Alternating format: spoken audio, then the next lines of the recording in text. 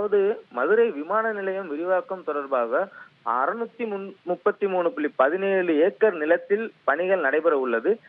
இந்த நிலையில் மீள்குடி அமர்வு செய்யாமல் நில மற்றும் வீடுகளை வழங்க மாட்டோம் என போராட்டத்தில் அக்கிராம மக்கள் போராட்டத்தில் ஈடுபட்டு வருகின்றனர்.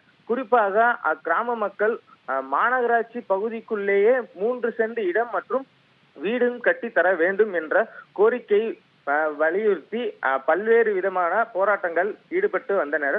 இந்த நிலையில் அந்த நிலம் கையெடுக்கும் பணிக்கு இன்று அதிகாரிகள் தரப்பில் சின்ன உடைப்பு பகுதிக்கு உள்ளதை தொடர்ந்து அப்பகுதி மக்கள் அவர்களை கட்டுப்படுத்துவதற்காக மற்றும் அதிகாரிகள் இன்னும் சிறிது நேரத்தில் அந்த பகுதிக்கு வர உள்ள நிலையில் அவர்களின் பாதுகாப்புக்கு உறுதிப்படுத்துவதற்காகவும் போராட்டக்காரர்கள் எந்தவித அசம்பாவித சம்பவத்தில் ஈடுபடாமல் தடுப்பதற்காகவும் சுமார்